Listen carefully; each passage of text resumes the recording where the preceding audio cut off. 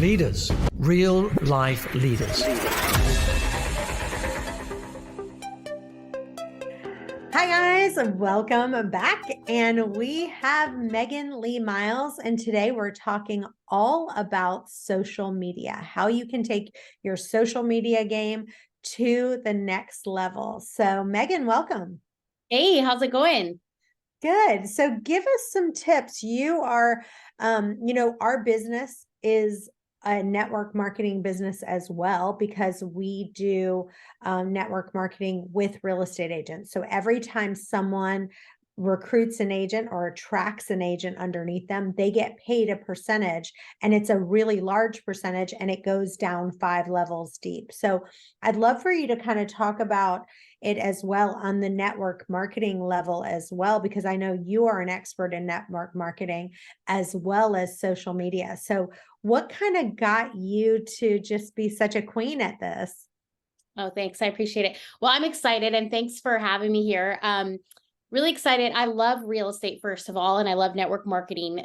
So I think what you guys are doing is absolutely incredible, and one of the most lucrative businesses, in my opinion, because you can pull so many great aspects of business and unite them together and have that profit sharing revenue side, and also take advantage of such a lucrative market in real estate. I've been in network marketing for almost 11 years. And really how I started on social media, because I started very traditionally, old school hotel meetings. I mean, I was a person who would sit down with my Franklin Covey every day and go like 12 hours back to back, one-on-one meeting over and over, And really what happened is I ended up having a son, and I was lugging my son to every event, right? Every vendor event, every meeting on my hip. And finally, I just came crashing to my knees crying one day. I'll be quite frank with all of you here. I was like, something has to change. This is not working. I'm making these large commissions and it's great, but I'm literally killing myself as a mother doing this. And so what happened is really, I just started to throw stuff at the wall, kind of like spaghetti at the wall, tried different things on social media, and probably over about 9 months of just a ton and ton of trial and error, I feel like I finally just kind of cracked the code and started to understand, how does social media actually work, and how do you actually generate leads from social media to leverage really the power of social media. Because what I love about social media is, if I'm going to be at, let's say, a vendor event or somewhere in person, this is kind of active work versus passive work that leads to passive revenue. So with social media, every time we place a piece of content out there, it's like casting a net into the sea and letting your kind of pieces of content capture leads on autopilot for you, right? These pieces of content live forever until you take them down.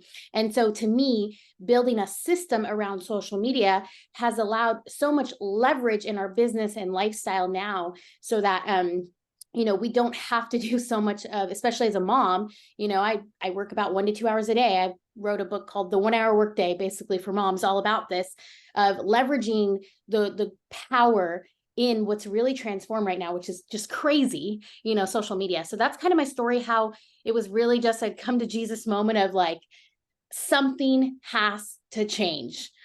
So I love it. Well, first, I think I want to start by saying, and I'll give you an example of what not to do on social media and what drives me nuts. I think I've said it a million times, and literally our agents still do it all the time. So what they'll do is they will go put up a property, and they'll put in a Zillow link. And we've gone through this a million times. We're like, first of all, Facebook wants people to stay on Facebook. So then you're sending them to Zillow. Then guess what? Zillow is then sending them to another real estate agent, because if you're not paying for Zillow leads, so it's just insane for people to do that. It doesn't matter what link you put, right?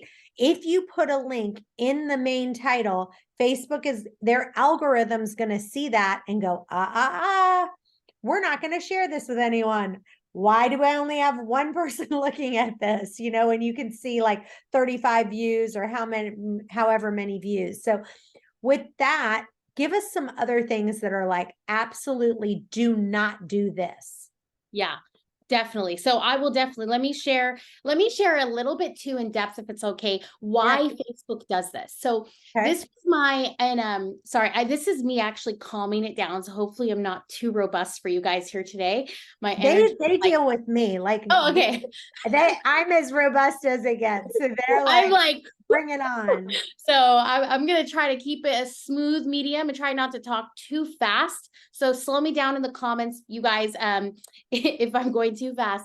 But let me break down a little bit why this dings you in the algorithm. So I had this aha moment, really. It was, I think, back in 2017 when I really just was like, something has to change. And I realized, I'm like, oh my gosh, Facebook is like, and the reason I say Facebook is because it is where you're going to get the highest quality leads. So you can be on other platforms, do whatever. But the moment I actually started having success on social media was the moment I stopped trying to conquer every platform and just got really stinking good at one. And thankfully, I chose Facebook, and I didn't even know it at the time, but you're going to get the highest quality leads because it has such a high trust factor already. So anyways, I decided to just go all in on Facebook, and I realized it was kind of like, everyone would be like, what do we say, Megan? Like, our team members, what do we do? Like, just think of it as if you were to walk into a coffee shop, what would you say to the person next to you in line? Traditional network marketing. Oh, I like your shoes. Where are you from? Start a conversation, right? So when you're scrolling on Facebook, you need to engage the same way. Be human, okay? Be a human first, a marketer second. You will win extraordinarily big. And so the reason Facebook likes when you does not like when you post links, okay, is because you are taking people off the platform. You just mentioned this, right? You're taking people off the platform. You see, Facebook wants to keep people on the platform. The more conversations you start, the more comments your content gets, the more shares, the more interest, the more excitement your content creates, the more the algorithm will reward you as a content creator by now showing you and giving your content more exposure. Because guess what? Facebook wants to keep people in the community. Unfortunately, it's not just because Mark Zuckerberg wants, yay, people making friends online. It's because guess what? People like me, maybe you, some of us here, we pay as advertisers to create lead generation through advertising. So the more warm people that are on the platform, right, the more they can charge for advertising. And that's how they capitalize, right? So we have to look at the big picture, not just, oh, they don't like a link, whatever, it won't hurt so much. It's, no, you are building this like scoreboard with Facebook. And every time you do something spammy, I'm just going to call it out. And some of you are like, oh my gosh, that's me. I've done that a million times. It's okay. We've all done it. I've done so many spammy things. You have no idea, right? We learn from it, but it's because we're building this scoreboard. So you never want to post a link that is something, unless it's like another Facebook link. You also do not want to be that person. I'm going to call a couple people out here. Let's see. Who do I see? Maybe Sherman. I'm not sure. A couple of you might have been doing this. It's okay. Stop posting all the reels of the baking recipes or all those things. Like, people should come to forwarding them, like when you see it and then you forward it. Is that what you're saying? Good question. So not forwarding it, like sharing it to your profile. So when people come to your profile, they should know what you do, who you help, how you help them, what result they could get with you. They don't need to see 20 different reels about, baking pumpkin pies prior to Thanksgiving or whatever it is. I get it. I like to watch reels too. I share them to friends, but you don't want to clog up your feed with a bunch of like shared content, other people's content. Does that make sense? Right. Sharing too much, you're saying, is a red flag. Yes. But it's different if you're like, okay, I'm going to share this reel to my story, or maybe you're going to share it to your feed 1 or 2 times because it's something my audience would like, right? That's not a bad thing. It's not bad to share reels necessarily in your stories, for instance. But when you post all those reels to your feed, it's going to it's going to look a little spammy, and it's going to tell Facebook also, oh, you're not contributing as much you're participating, but you're not contributing as much. So they won't view you as a highly equitable contributor to the platform. I also want to say this, like everyone should be putting your Facebook right now in the chat. Whenever I see someone's post from the company, let's say they're posting about a house or whatever they're doing, if I see it, I'm going to like it. I'm going to make a comment, because you guys, we need to have a community. Don't you agree within us? Like if I see one of Megan's posts, I automatically like it and comment every single time. And, it doesn't really matter, because I want to boost that engagement. So you guys need to be friends with each other. And anytime you see any kind of post, make sure you're liking it and make sure you're commenting, because the more comments you get, comments begat comments begat comments, correct? Exactly. Comments are the currency in this year, especially on social media. Like they're a currency. So if you can drive comments, you are very valuable to Facebook, and they will treat you very well and give you great exposure. That's how people go viral, because they create comment that creates interest, right? So absolutely. But then you can also comment. So when someone comments, then you need to reply to that comment. So then, whatever they say, oh, thank you so much, or whatever they say, that will increase it as well. Yeah, exactly. And we do that too, of like, hey, I just posted like we call it like a curiosity call to action post, let's say, right? Like we will post it in our chat, like, hey, can I get a boost? Right. And so you want to go comment, because the Facebook algorithm will determine within the first 4 to 5 minutes whether a post will move on or not. And actually, if it's a good time, I have a little example for that. You want me to break down how the algorithm boosting works? I'd love to. And what I would like to tell people here is you can go into our Canzel internal, share it inside the Canzel internal. And I like what you just said. It's called, can I get a boost? Meaning, you guys, can you make sure that you comment, like, to kind of help me bring this to the top of the feed? Is that what I'm hearing you say?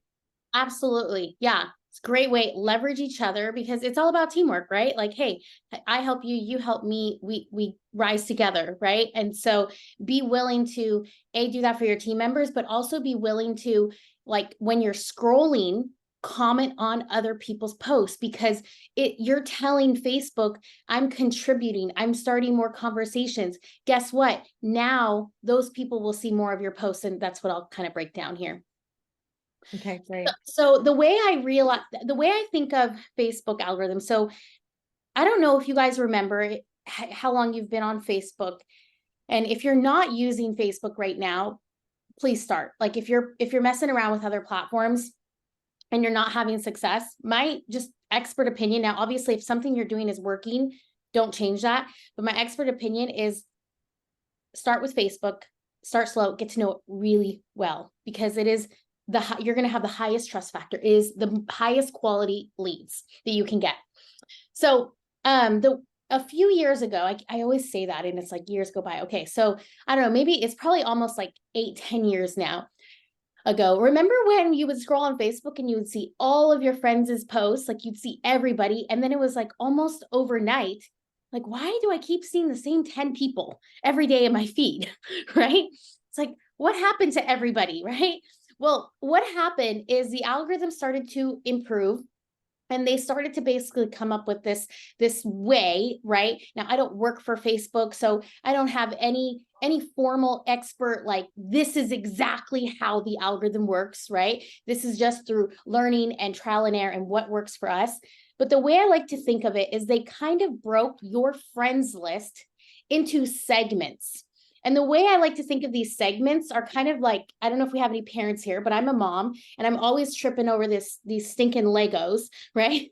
And so I like to use this as an example, because you can use Legos to build like a house, let's say, right? But the house of Legos is broken up into Legos itself, right? So what Facebook did about eight years ago or so is they broke your friends essentially into sections. So you have like your first Lego, which is your top 5 to 10 friends and family. These are like hot, like my mom, my sister, like I post on everything she comments. I talk to her on Messenger all the time.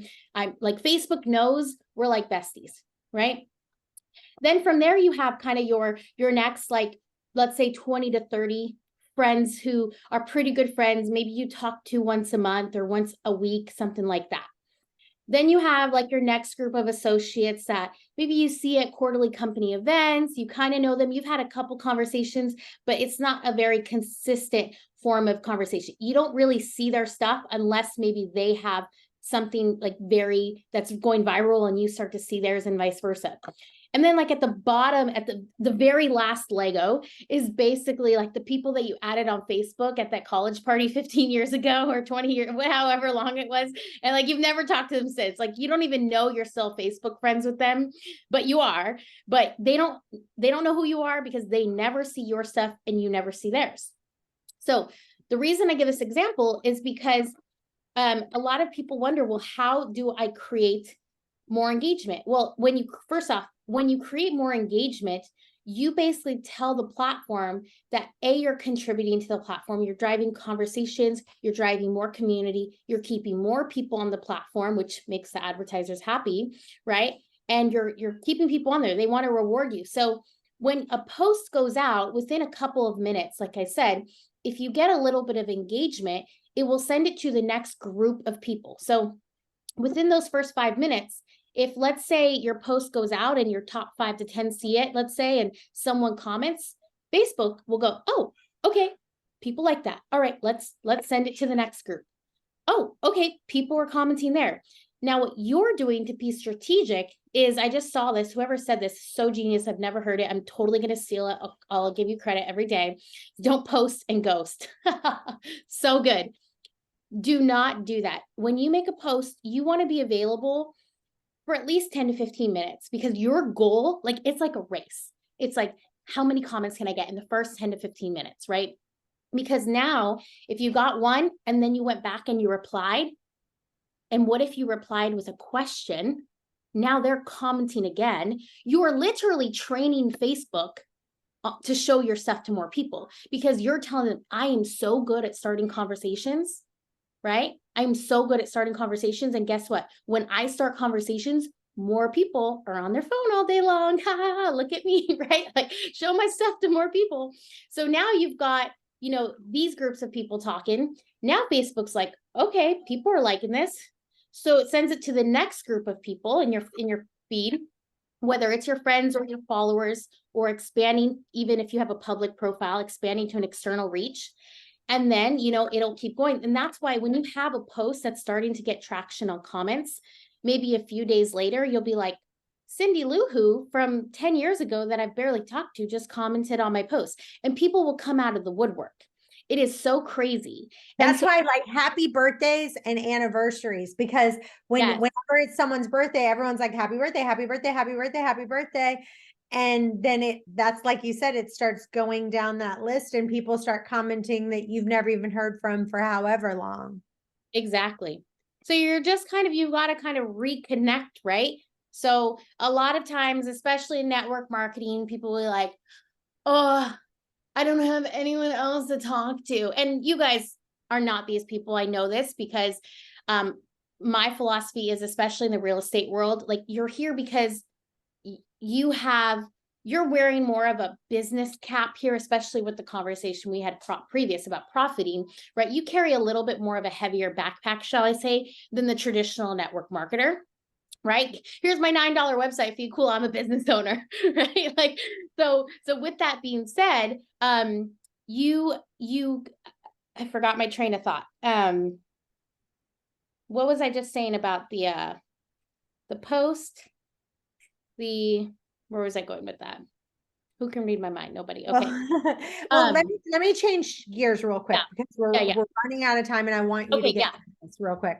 Yeah. So I want to talk about Facebook Reels because I have a friend of mine who said that their business literally quadrupled when they started doing Facebook Reels. And I want you to talk about a little bit about the the differences between Facebook and Instagram Reels. And I know that, and I think that both of them, I don't know, is it 90 seconds? The content has to be 90 seconds long. Is that right? Or less for Facebook Reels? Yeah, it can be. You usually want to have more of like a 7-second reel, just because the attention span is decreasing. Shorter, you can have a longer reel strategy as well, but typically like on the shorter end. But yeah, anywhere between 3 to 90 seconds, basically. So if you post on Facebook, what I've learned is if you post on Facebook and you add the thing that says, if you post it on Facebook and Instagram at the same time, I feel like the algorithm knows that you didn't post it directly to Instagram and you don't get as many. So you should really just post it to Facebook and then post the same thing to Instagram. Do you agree with that or no? I do. We do it the reverse way, but yes, I do. And I will say Facebook Reels are hotter this year for sure. The much hotter, seeing a lot just all around again. Instagram Reels were definitely up, like Facebook Reels have taken over.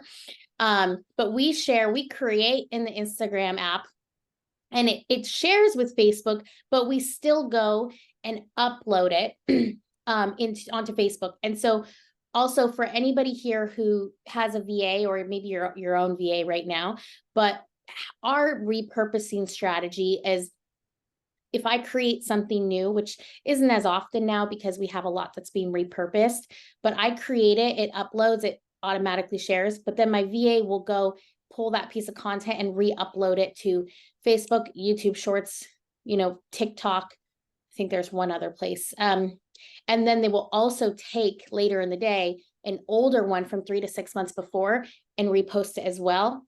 And then they will also post like a repurpose from a YouTube or something like that. But I think that's so good because I think people forget about the idea that you can repurpose videos and just make them into small clips, like you've done something a couple months back. Talk a little bit about some of the tips that, like I'm telling you, I have a couple of friends, like I said, that have said that Facebook Reels has literally quadrupled their business. And they said that a couple tips were they used vertical video instead of horizontal. They started using music. They didn't do anything with like blurry or low resolution, like don't make sure that it has like good resolution. What are some more tips that you would say of why is Facebook Reels and what should you do to make those kind of go viral and be on a bigger scale? Yeah. So I love Reels. We did this like Reels for Dummies workshop. And it was really great because really they've taken over and it's like, okay, step 1, how do I make a reel, right? But essentially, as far as the biggest thing in my opinion is the content, meaning how can you create niche specific content? Because the algorithm will recognize similar interests that people are watching, right? And that's when they can start to categorize the content, you have a higher likability of going viral.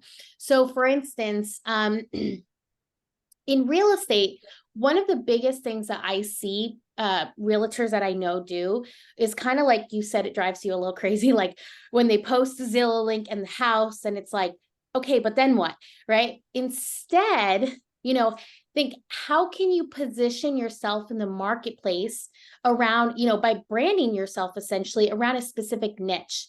You try to talk to everybody, you'll end up talking to nobody.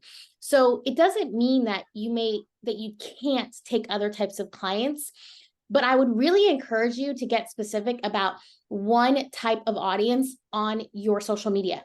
Is that first-time home buyer? Is it the investor? Is it people who are downsizing, people who are upgrading to luxury? Get really specific. So then you can create niche specific content that will really pull and attract that audience in. And that's attraction. Adding value. You're saying like, give them, and don't just say, look at me, just sold another, just sold this, number 1, blah, blah, blah. Like, give them value. Like, give us some specific things that you would say, this person's actually giving me value. I know when I talk on, when I have people come on my podcast, I always say to them, like, figure out, because some people want to just sell. And again, I always say it's like going out on a date with someone and 5 minutes later you're trying to get them in bed. And it's like, no, you have to wine them and dine them and take them out to eat and, do all that before. They're always trying to close them. And I think that's another problem, is like, just give valuable content.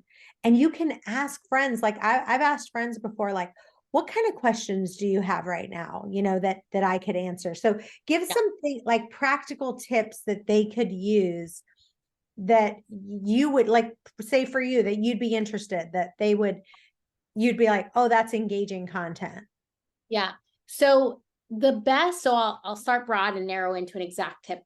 And then I know we got to wrap up, but the best way I think of looking at how do you add value and how do you direct leads into basically your offer with adding value, positioning yourself as the expert, is I think of it as like a house. The front of the door is like selling, like, hey, do you want to buy a house? Right? Like, come in, I want to serve you.